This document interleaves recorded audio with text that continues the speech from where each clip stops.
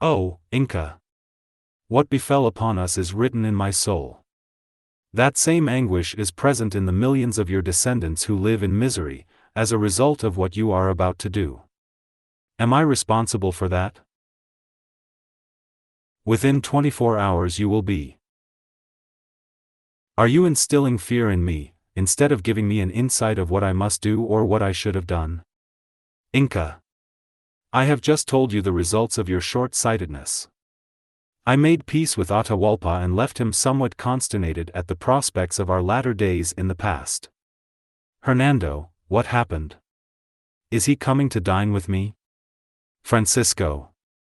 Atahualpa is a proverbial Indian who needs to learn some civility. As usual, your arrogance overcame you. Soto, what do you have to tell me? Capitan. What we have seen and heard doesn't look or sound too good. Atahualpa is going to kill all of us tonight or tomorrow. We are surrounded by 30,000 Indians with not a chance against them. This time, Santiago is not going to help us. What to do? Condor Soul, you also seem to be apprehensive for what is about to take place. Don Francisco, how I wish that apprehension was for me alone. The event that is soon to unfold is going to be of catastrophic consequences to our people. Never in the history of mankind has a civilization lost so much, and for all epochs to come. Can't you understand my anguish? Man of the future. We are the ones who are going to lose our lives if we don't apprehend the Inca. In the end, only your lives are at stake. What I am talking about is the holocaust of a civilization. Nonsense. This is just another raid against the same savages that we have been exterminating, except that the Incas have more gold and the ability to butcher among themselves. If we annihilate them now or in your times, they are no loss to anyone. They are not even considered humans. So, if they are not human beings, how can that be a holocaust? Francisco Pizarro was at the culmination of all that he had suffered for, and in his mid-50s, he knew that if he died it would not have been in vain. He was afraid as the rest, but he would not share his fear with them. This was the time to show his audacity. He spoke to his men. Españoles. We are at the threshold of greatness. Right under us is a great empire for the taking. If we do, the Almighty will protect us, the King will praise us, and history will honor us. Fear not the thousands of heathen. They let us inside the plaza to be entrapped, not knowing that they themselves have made their own trap. These walls will not protect us from the ones coming in, but from the ones trying to get out. Only God knows of the massacre that is to follow. If we die, we will be forgotten forever. If we live, we shall be remembered for all times to come. Don Francisco, we still live by the whims of demagogues who let others die for their causes, forgetting that there is a vast humanity who will be left out. Condor Soul, what I have said is not demagoguery. My struggles are also theirs. We are not men of thought, we are soldiers of fortune. In moments like these, my words have more meaning than yours. Soto, Hernando, Pedro de Candia, and Father Valverde, we have to plan our strategy. There are only 2 entrances, and that could be an advantage for us. We will let the Inca's entourage and his warriors enter until the place is full. Once inside, we will act according to what the Inca has in mind. Perhaps he is going to try to kill us, to which we will resist. Maybe he will talk to us into forming an alliance, we will listen. Or the impossible, to take us as his vassals. That will never happen. Whatever his desires are, we have to take him hostage. The Indians will be without a symbolic leader, and they all will attempt to escape. But how and to where? We should be able to kill all of them in this walled-off plaza.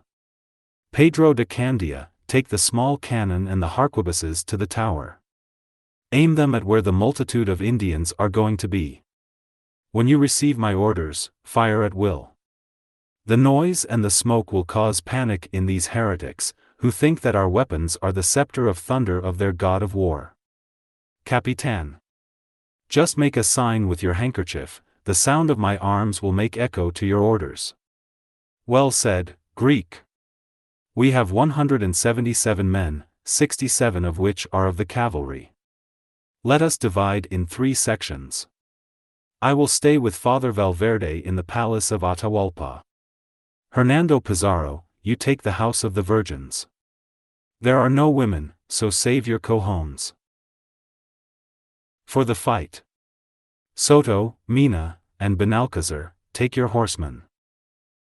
To the large barracks. The infantry and our young Indians will be under the command of my brothers Juan and Gonzalo. When I shout, Santiago, the cavalry will charge, the infantry will follow, and our coastal Indians will finish with the wounded and the dying. For now the horsemen will remain mounted, and the soldiers standing ready for battle. We don't know when Atahualpa is coming, it could be tonight or tomorrow.